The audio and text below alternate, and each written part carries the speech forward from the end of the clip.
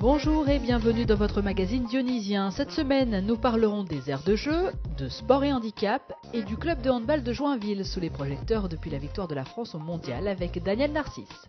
Sans oublier, en fin d'émission, votre agenda.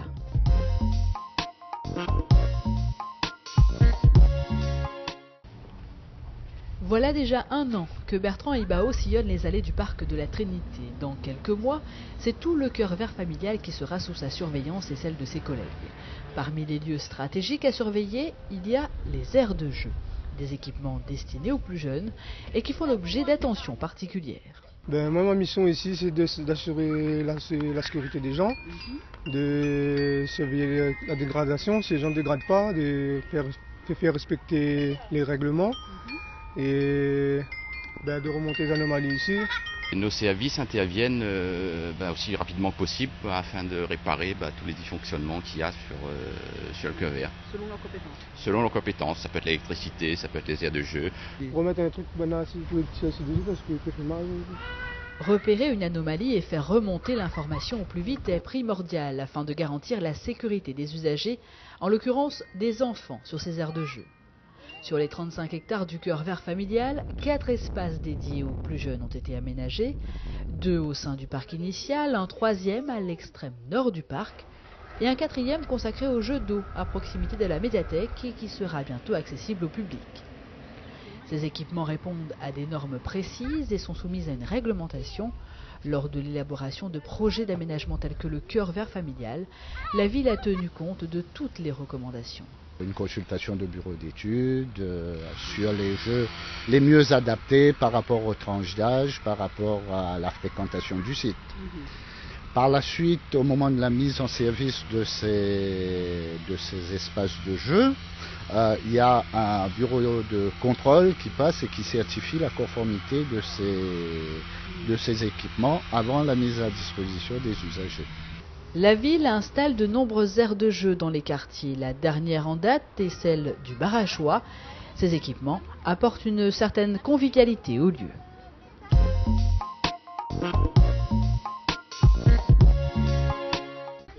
Les voilà enfin, les fauteuils qui permettront à de jeunes athlètes dionysiens d'améliorer leur performance.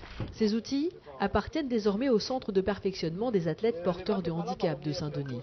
Grâce à divers partenaires, dont la direction jeunesse, sport et cohésion sociale et la ville de Saint-Denis, la structure a pu acquérir ce matériel. Il s'agit là de fauteuils multisports dits intermédiaires. Ça nous permettra justement de voir autre chose au niveau de l'entraînement et donner envie aux jeunes aussi d'être plus performants. Jusqu'à présent, les athlètes utilisaient leurs propres fauteuils, pas vraiment adaptés au sport.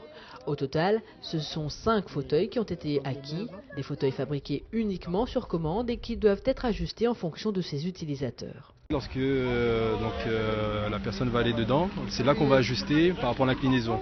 C'est-à-dire que par rapport aux forces qu'elle a dans les bras, c'est là qu'on va positionner la selle et les roues en fait. Au jour d'aujourd'hui, on est dans l'étape intermédiaire avec un matériel qui l'est également, pour tendre bien entendu vers le matériel de compétition. Il y a encore une étape à franchir avec des budgets encore plus conséquents. Permettre à ces jeunes d'atteindre le haut niveau, c'est possible. Certains athlètes du centre préparent d'ailleurs les Jeux des îles.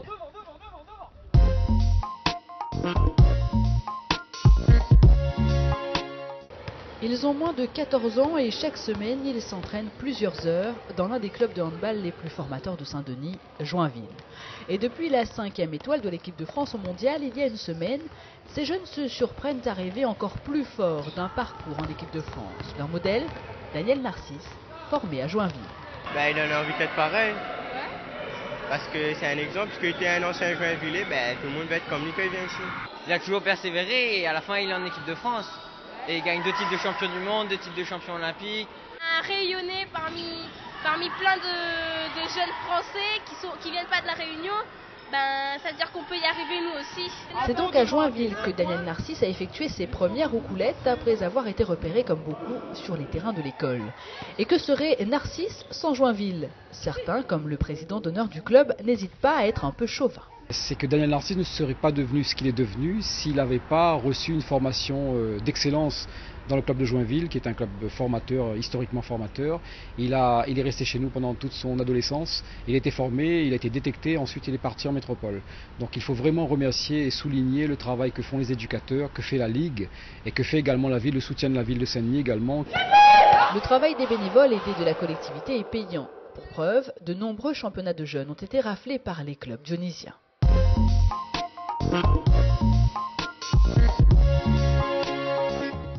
Ce vendredi 13 février, place à la remise en forme avec votre séance gratuite d'aérobic en plein air. C'est à Champfleury à 18h. Ce samedi 14 février, vous avez rendez-vous avec le judoka Teddy Riner. De 14h à 19h30, tournois et démonstrations sont au programme avec le champion olympique au stade Jean-Yves Voula. Toujours ce samedi 14 février, ne manquez pas le retour de jazz au Barachois, c'est à 20h sur le Barachois. Dionicité, c'est terminé pour aujourd'hui. À la semaine prochaine.